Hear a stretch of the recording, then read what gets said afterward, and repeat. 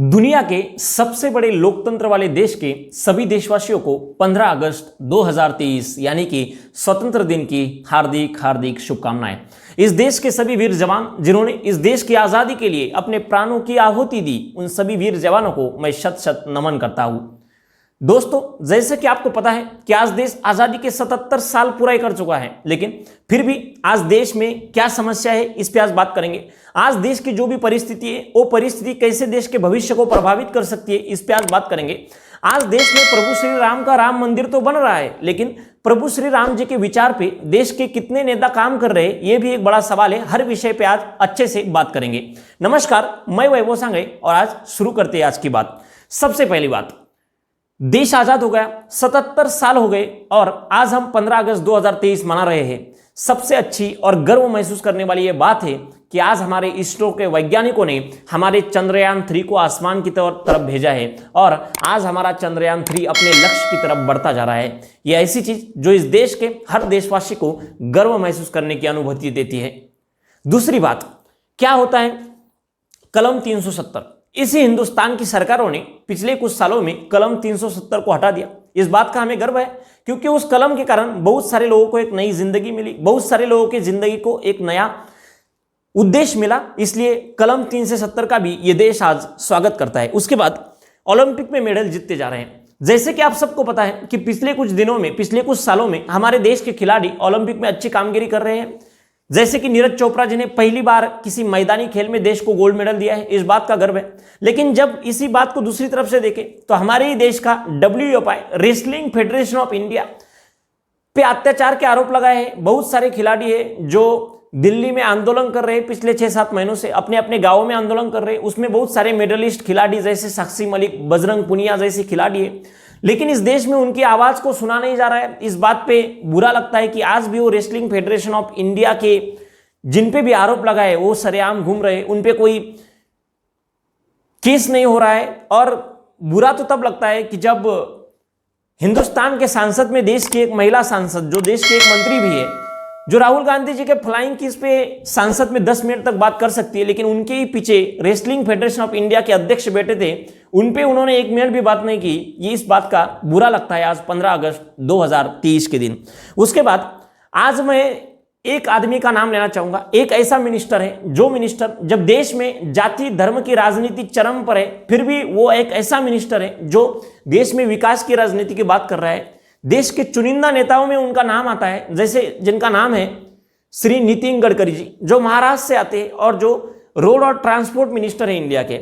आज जिस तरह से रोड और ट्रांसपोर्ट में इंडिया का काम हो रहा है, उनके काम को हम सच में सराहना करते हैं उनकी, कि जब जाति धर्म में देश इतना बह रहा है उस समय भी वो आदमी इस देश को अच्छे रोड और अच्छा ट्रांसपोर्ट दे रहा है। अमेरिका, जापान जैसे रोड इस देश को मिल रहे हैं, इस बात का हमें बहुत बहुत गर्व है।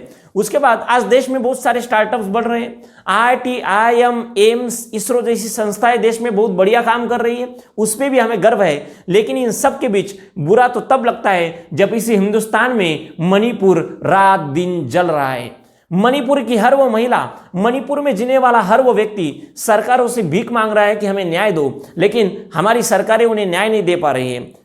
आज हमारे सांसद में उस मणिपुर पे चर्चा नहीं हो रही है। जब उस मणिपुर पे चर्चा की जाती है तो सांसद को बर्खास्त किया जाता है, उस विषय को रोका जाता है। ये दुर्भाग्य इस देश का है, ये दुर्भाग्य इस देश के मीडिया का भी है। मणिपुर जल रहा है, लेकिन इस देश की मीडिया को मणिपुर की बातमियां दिखाने के लिए टाइम नहीं है। इस देश की मीडिया को मणिपुर से ज्यादा रुचि है सीमा और सचिन के प्यार में। यह दुर्भाग्य है इस देश का। सीमा और सचिन के प्यार को लेकर 1-1 घंटे की रिपोर्ट चलाई जा रही है इस देश में, लेकिन मणिपुर पे कोई डिबेट नहीं हो रहा है।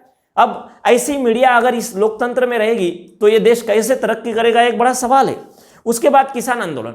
पिछले कुछ सालों में क्या हुआ, हमारे किसान, पंजाब के कुछ किसान और बाकी भी हिंदुस्तान के बहुत सारे किसान दिल्ली में 2 साल तक आंदोलन करते रहे।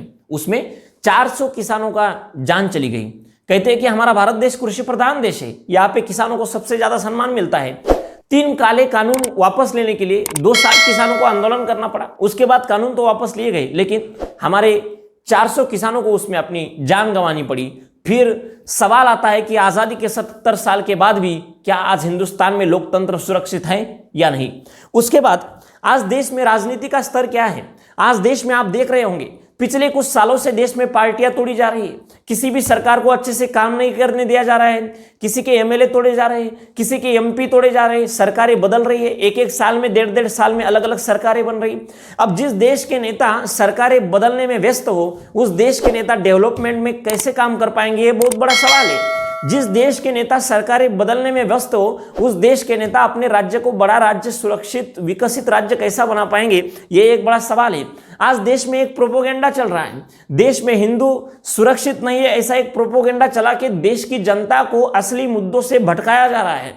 देश में कहा जा रहा है कि ये जाति, ये धर्म सुरक्षित नहीं है, इनको इनसे निकाल दो, इसको हिंदू राष्ट्र बनाइए। देखिए, आज हमारे देश का तिरंगा जब लहरा रहा है, तो तिरंगा भी कहता है कि मेरे इस तिरंगे में हरा रंग भी है, मेरे इस तिरंगे में भगवा रंग भी है, मेरे इस तिरंगे में नीला रंग भी है। तो फिर मैं अगर इन रंगों के साथ आसमान की ऊंचाइयों में लहरा रहा हूं, तो फिर आप लोगों को इससे क्या तकलीफ है? सच कहूं तो आज इस देश के मुद्दे कोई भी धर्म नहीं है, आज इस देश के मुद्दे है, इस देश का युवा बेरोजगार बनता जा रहा है। हिंदुस्तान ने आजादी में सबसे ज्यादा बेरोजगारी आज देख रहा है। हिंदुस्तान आजादी की सबसे ज्यादा महंगाई आज देख रहा है, लेकिन इस मुद्दे पे कोई बोल नहीं रहा है।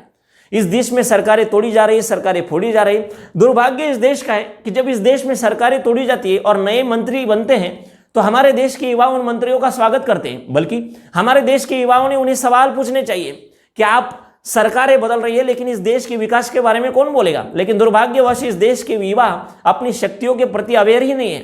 उसके बाद परीक्षाओं में घोटाले हो रहे हैं, देश के युवा पढ़ाई कर रहे हैं, उसके बाद परीक्षा देने जाते हैं, उस परीक्षा को कई वो पेपर लीक हो जाता है, वो पेपर फूट जाता है। उसके बाद जो लोग इस चीज़ों में शामिल होते हैं उन पे कुछ कार्रवाई नहीं होती, बच्चे परीक्षा फीस भरते, उसके बाद घर चले जाते। कोई मतलब वो जो भी लोग जो घोटालों में उनको प्रोटेक्ट किया जाता है, लेकिन फिर भी आज इस देश का युवा शांत है।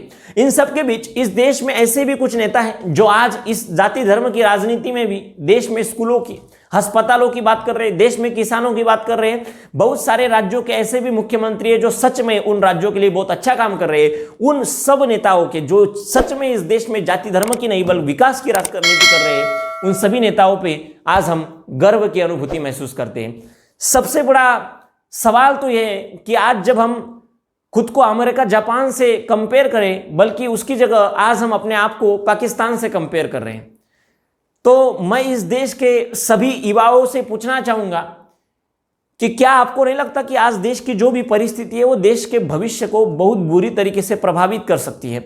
आज हम स्वतंत्र दिन मना रहे हैं, लेकिन आज इस जरूरत है इस देश के सभी युवाओं को शपथ लेने की कि आप जिस भी जगह हो, चाहे आप किसी कॉलेज में हो, आप किसी इंस्टीट्यूट में हो, आप किसी गवर्नमेंट जॉब में हो, आप किसी कंपनी में जॉब करते हो, जहां जहां भी आपको लगे कि अन्याय हो रहा है, लोकतंत्र के खिलाफ कुछ हो रहा है, किसी के साथ बुरा व्यवहार किया जा रहा है, वहां पे आवाज उठाइए। जहां पे भी आपको लगता है कि आपको सुविधाएं नहीं मिल रही है, वहां पे आवाज उठाइए और अपनी आवाज को मजबूत कीजिए। देखिए, बोलना बंद ना करें। अगर इस देश का युवा बोलेगा तो इस देश का, इस भारत का भविष्य सुनहरा और बेहतरीन हो सकता है। लेकिन अगर हम युवा बोलना बंद करेंगे तो इस देश का भविष्य संकट में जा सकता है।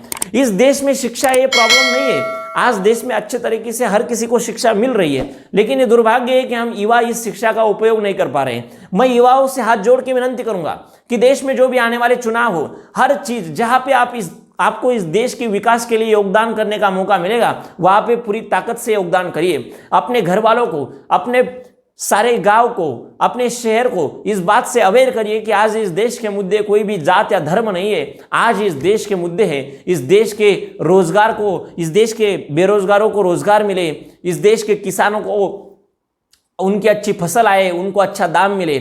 आज ये देश की समस्या है कि इस देश की महंगाई कम हो। इस देश की समस्याओं से इस देश के हर उस वर्ग को अवेयर करो ताकि हम सब मिलके एक अच्छा हिंदुस्तान का निर्माण कर सके। एक बात याद रखिए, अगर हमने धर्म के नाम पे लड़ना छोड़ दिया, अगर इस हिंदुस्तान में एक धर्म बचा, तो ये इस देश के राजनेता फिर जाति के आधार पर आपको बांटेंगे। अगर आप हिंदू है तो फिर हिंदुओं में भी फिर मराठा बांटा जाएगा, फिर गुजराती बांटा जाएगा, फिर ब्राह्मण को बांटा जाएगा। ये बांटने का सिलसिला राजनेताओं से कभी कम नहीं होगा।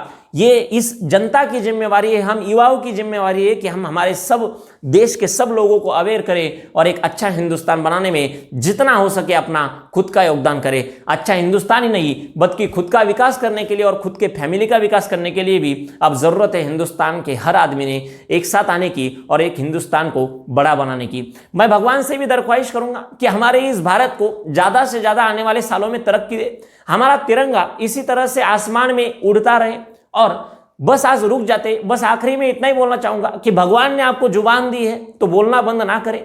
देखिए, अगर आपको जुबान दी और फिर भी आप गूंगा बनने का नाटक कर रहे हैं तो एक बात हमेशा याद रखिएगा, गूंगों का कोई इतिहास नहीं होता। इसलिए इस देश के उज्जवल भविष्य के लिए बोलना बंद ना करें। फिर एक बार आप सभी को 15 अगस्त 2023 की हार्दिक हार्दिक शुभकामनाएं। हम सब मिलके एक अच्छा हिंदुस्तान के निर्माण के लिए साथ में लड़ते हैं। बहुत बहुत धन्यवाद।